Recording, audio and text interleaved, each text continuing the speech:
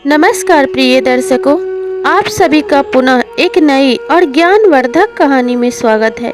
यह कहानी बहुत ही प्रेरणादायक है और बहुत ही ज्ञानवर्धक है।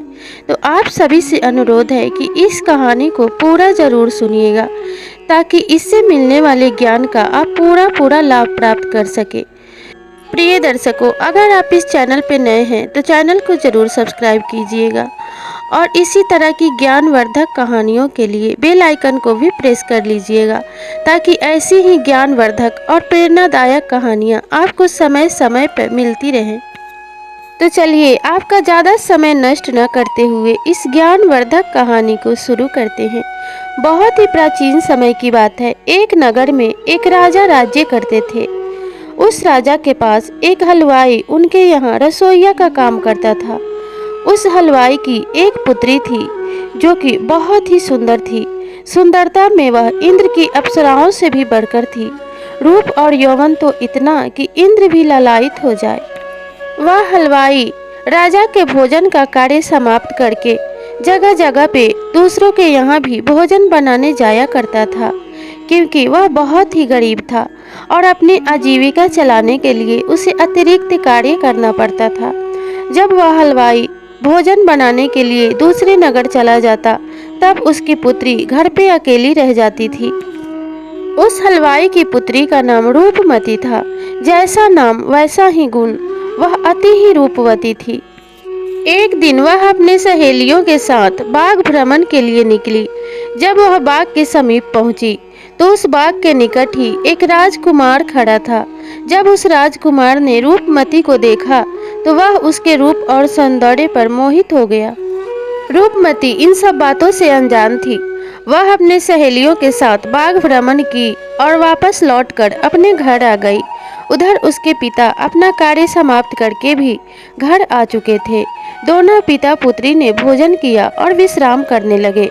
उधर वह राजकुमार उस रूपमती के यादों में खोया करवटें बदलता रहा और रात भर यही विचार करता रहा कि मैं रूपमती को किसी भी तरीके से प्राप्त करके ही रहूंगा, और जाकर उस राजा के बाग में बैठ गया। वह किसी और राज्य का राजकुमार था। बाग में बैठकर वह रूपमती के घर से बाहर निकलने की प्रतीक्षा करने लगा और सोचने लगा, किसी न किसी काम से रूपमती घर के बाहर अवश्य ही निकलेगी, तब मैं उससे अपने मन की बात कह दूंगा। संयोग से उस दिन रूपमती बाग में टहलने के लिए चली गई। उधर वह राजकुमार उस रूपमती के प्रतीक्षा में पहले से ही बैठा हुआ था। मौका देखकर उसने तुरंत ही रूपमती से अपने मन की बात कह दी। वह राजकुमार उस रूपमती से कहने लगा कि हे सर्वसुंदरी, जब से मैंने तुम्हें देखा है मैं तुम्हारे इस रूप पे मोहित हो गया हूँ। मैं तुम्हारे बिना जी नहीं सकता। इसलिए अगर तुम चाहती हो कि मैं बेमौत न मरूं, तो तुम मेरे गले से लग जाओ और तुम भी मेरे इस प्रेम को स्वीकार कर लो। जब रूपमती ने उस राजकुमार की ऐसी बातें सुनी तो कहा, हे राजकुमार, आप तो एक राजकुमार हैं और मैं एक गरीब परिवार की लड़की हूँ। आपको तो एक से एक राजकुमारियाँ मिल जाएंगी, और मेरे पिता ने मेरा विवाह कहीं और तय कर दिया है। थोड़े ही दिनों में मेरा विवाह हो जाएगा। प्रिय दर्शकों, ऐसा कहा जाता है कि जैसे उल्लू को दिन में दिखाई नहीं पड़ता है और कौवे को रात में दिखाई नहीं पड़ता है, उसी प्रकार से कामी पुरुष को कुछ भी अच्छा और बुरे का ज्ञान नहीं होता और उसे कुछ भी दिखाई नहीं देता। वह राजकुमार अपने हठ पे अड़ गया।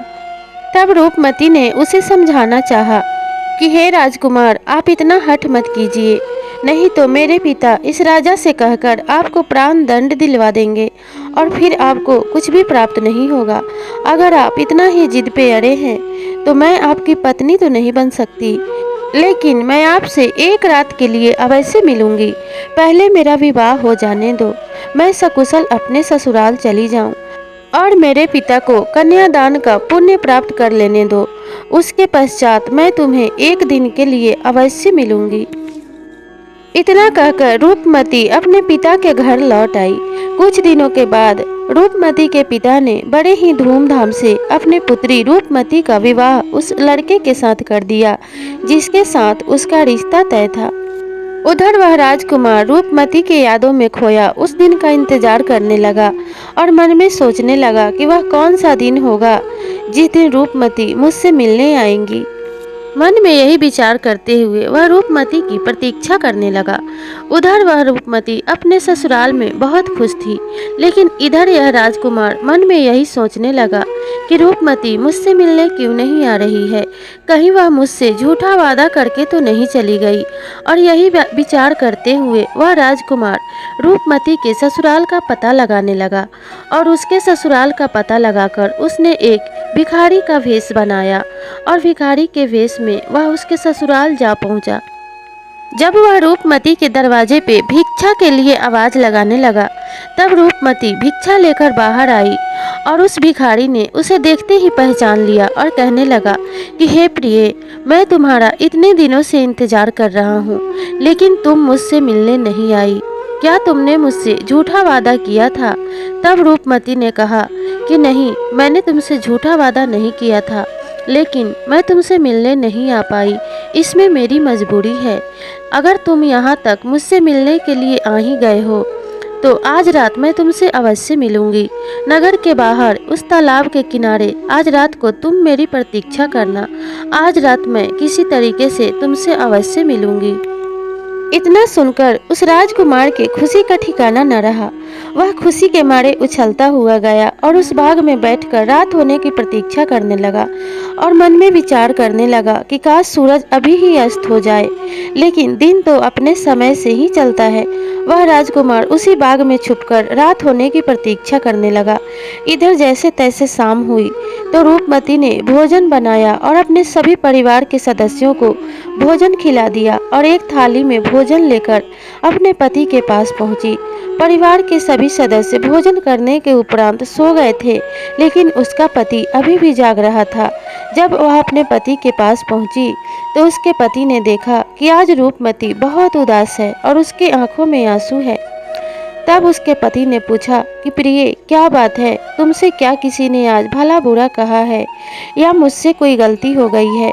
जो भी बात हो मुझे बता दो, मैं उस बात को, उस कष्ट को दूर करने की कोशिश अवश्य ही करूँगा।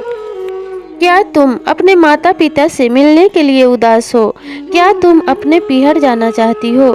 इस किसी भी बात का जवाब रूपमती नहीं दे रही थी। प्रिय दर्शकों, रूपमती के पति ने कहा कि पत्नी का दुख दूर करना हर एक पति का फर्ज होता है। अगर पत्नी किसी बात को लेकर दुखी है, चिंतित है या कोई उसे कष्ट है तो इन सभी बातों को जानना, उस पर ध्यान देना और अपने पत्नी के दुख को दूर करना हर एक पति का कर्तव्य होता है। और जो पति इन बातों पे ध्यान नहीं देता है, ऐसे पति को धिक्कार है। अपने मायके के सभी संबंधियों को भुलाकर एक पत्नी, एक स्त्री अपने ससुराल आती है। वह अपने सभी माता पिता, भाई बहन का त्याग करके अपने पति के आश्रय में ही रहने के लिए आती है। इसलिए एक पति का कर्तव्य बनता है कि वे उसके सुख दुख, उसके हंसी खुशी का ध्यान रखे और जहाँ तक संभव हो सके उसके कष्टों को दूर करने का प्रयास करे। चाहे सास ससुर पूछे या ना पूछे, लेकिन हर एक पति को चाहिए कि पत्नी की इन 4 बातों पे हमेशा नज़र बनाए रखे। तब पत्नी का जीवन खुशियों से भर जाएगा और एक पति भी अपने कर्तव्यों को पूरा करके अपने आप को धन्य महसूस करेगा। सबसे पहली बात, पति को ध्यान रखना चाहिए कि पत्नी कहीं अपने मायके, अपने परिवार वालों से अलग होकर खुद को अकेला तो महसूस नहीं कर रही है। क्या वे अपने परिवार वालों को याद करके उदास है? तो पति को चाहिए कि उसे मायके वालों से मिलवाने की कोशिश करे। दूसरी बात, इस बात का भी ध्यान रखना चाहिए कि कहीं पत्नी के ऊपर घर के अधिक काम का बोझ तो नहीं पड़ गया है, जिसके कारण से वह थका हुआ और खुद को अकेला महसूस कर रही है। अगर ऐसा है तो हर एक पति को चाहिए कि अगर पत्नी इन बातों को ना भी कहे तो इन बातों को समझकर उसके कष्टों को दूर करने का प्रयास करना चाहिए और जितना संभव हो सके उसके काम के बोझ को कम करने का प्रयास करना चाहिए। थोड़े थोड़े, छोटी छोटी चीज़ों में उसका हाथ बटा देना चाहिए। तीसरा, पति को इस बात का भी ध्यान रखना चाहिए कि घर परिवार में कोई उससे व्यर्थ परेशान तो नहीं कर रहा है।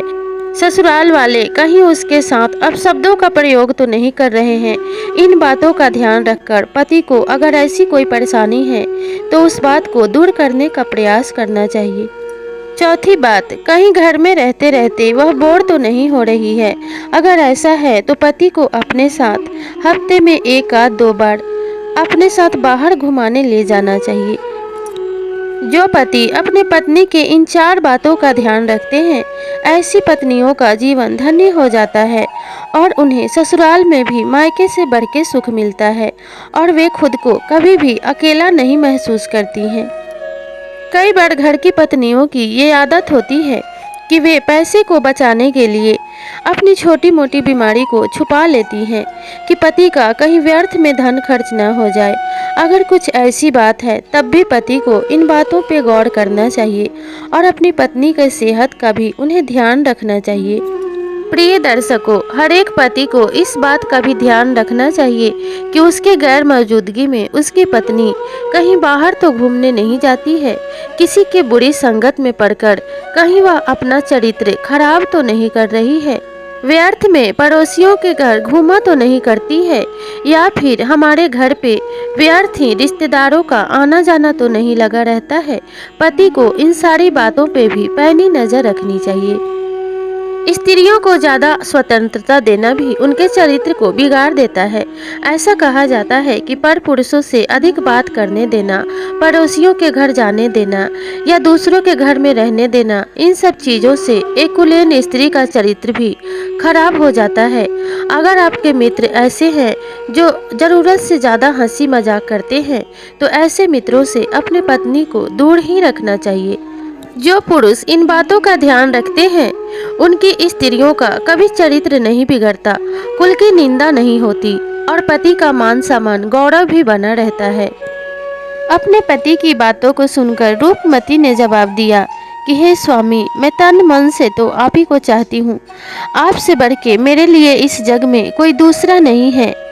लेकिन शादी से पूर्व एक बार जब मैं अपनी सहेलियों के साथ एक बाग में टहलने गई थी, वहीं पे मुझे एक राजकुमार ने देखा था और वह मेरे रूप पे इतना मोहित हो गया था कि वह अपने प्राण त्यागने को भी तैयार था। मैंने उसे समझाने का बहुत प्रयास किया, लेकिन वह किसी भी तरह से नहीं माना। तब मुझे उसके प्राणों की रक्षा हेतु उसे एक वचन देना पड़ा। मैंने उसे यह वचन दिया था कि मैं तुम्हारी पत्नी तो नहीं बन सकती क्योंकि मेरा विवाह किसी और से होने वाला है, लेकिन मैं एक दिन के लिए तुम्हें पति रूप में अवश्य स्वीकार करूंगी। और वह मेरे प्रेम में पागल होकर मुझे ढूंढता ढूंढता यहाँ तक आ गया है और वह भिक्षा मांगने मेरे दरवाजे तक आया था। तब मैंने आज उसको दूसरा वचन दिया है कि आज रात मैं तुमको सरोवर के किनारे अवश्य मिलूंगी। अगर आप मुझे आज्ञा दे तो मैं अपना वचन निभा के आऊं। उसके पति मन में विचार करने लगा कि कैसी स्त्री है जो पर पुरुष की इच्छा रखती है और इन बातों को मुझसे भी बताती है। बहुत सोच विचार कर रूपमती के पति ने उसे जाने की आज्ञा दे दी। रूपमती भोजन की थाली लेकर उस राजकुमार से मिलने चल दी। रास्ते में उसे एक चोर दिखाई दिया। उस चोर ने कहा कि इतनी अंधेरी रात में तुम कहाँ जा रही हो और किससे मिलने जा रही हो। इस पर रूपमती ने उस सारी बात उस चोर को बता दी। अब उस चोर ने कहा कि तुम्हें क्या लगता है कि मैं तुम्हें यहाँ से जाने दूंगा? मैं तुम्हारे गहने जेवर यहीं पे छीन लूँगा। इस पर रूपमती ने कहा कि तुम ऐसा ना करो, मुझे मेरा वचन निभा लेने दो, इसके बाद मैं तुम्हारे पास भी लौटकर अवश्य आऊँगी। तब चोर ने कहा कि ठीक है, अगर तुम अपने वचन की इतनी पक्की हो तो मैं यहीं पे तुम्हारा इंतजार करूँगा। रूपमती उस चोर से आज्ञा लेकर उस राजकुमार के पास पहुँची और सारी बात राजकुमार को बताई और उसके उपरांत राजकुमार को भोजन करवाया। राजकुमार उसकी निष्ठा से बड़ा प्रसन्न हुआ। पहले तो उस राजकुमार के मन में रूपमती को प्राप्त करने का लोभ था, लेकिन उसकी वचनबद्धता को देखकर उसने अपना इरादा बदल दिया और कहा कि रूपमती, मैं अपने जीवन में सबसे अधिक तुम्ही से प्रेम करता हूँ और तुम मुझे अपने प्राणों से भी प्रिय हो। लेकिन मैं तुम्हारी इस कर्म निष्ठा से बहुत प्रसन्न हूँ, इसलिए मैं तुम्हारी पवित्रता को नष्ट नहीं करूँगा। तुम अपने पति के पास चली जाओ, क्योंकि तुम एक पतिव्रता नारी हो। रूपमती ने जब राजकुमार की ऐसी बातें सुनी तो बहुत खुश हुई और उस राजकुमार से विदा लेकर उस चोर के पास पहुंची। चोर को भी उसने सारी बात बताई। तब चोर ने भी उससे कहा कि मैं भी तुम्हारी कर्तव्य निष्ठा से बहुत प्रसन्न हूँ और तुम एक सत्यवादी नारी हो, इसलिए मैं भी तुम्हें अपवित्र नहीं करूँगा। तुम अपने पति के पास चली जाओ। तब रूपमती चोर के पास से लौटकर अपने पति के पास पुनः लौट जाती है और अपने पति के पास पहुंचकर उसने सारी बात बताई। रूपमती के पति ने देखा कि रूपमती जिस प्रकार से गई थी, उसका अंग ढंग वस्त्र सब बिल्कुल वैसे ही हैं। उसके चाल ढाल में कोई भी फर्क नहीं आया है। इसलिए रूपमती के पति ने उसे सहर्ष स्वीकार कर लिया। उसने इस बात की चर्चा कभी किसी से नहीं की और अपने पत्नी के मान सम्मान का ध्यान रखा और अपने पत्नी के सारे खुशियों का ध्यान रखते हुए उसके साथ सुखमय जीवन व्यतीत करने लगा। तो प्रिय दर्शकों, इस कहानी में सबसे बड़ा त्याग किसने किया? रूपमती ने, जो अपने पति को छोड़कर उस राजकुमार के पास गई थी, या फिर उस राजकुमार ने जो कि इतने दिनों से रूपमती से प्रेम कर रहा था, लेकिन जब उसे प्राप्त करने का समय आया तब उसने उसे उसके पति के पास सम्मान पूर्वक जाने दिया?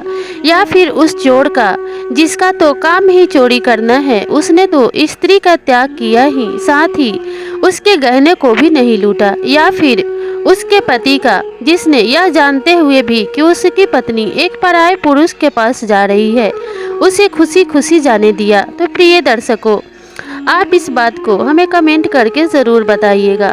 तो मिलते हैं अगली कहानी में। आपको ये कहानी कैसी लगी? अगर ये कहानी आपको पसंद आई हो तो अपने परिवार और मित्रों के साथ इसे ज़रूर शेयर कीजिएगा और इसी तरह की नई नई ज्ञानवर्धक कहानियों के लिए मेरे चैनल को ज़रूर सब्सक्राइब कीजिएगा। मिलते हैं अगले वीडियो में, तब तक के लिए नमस्कार।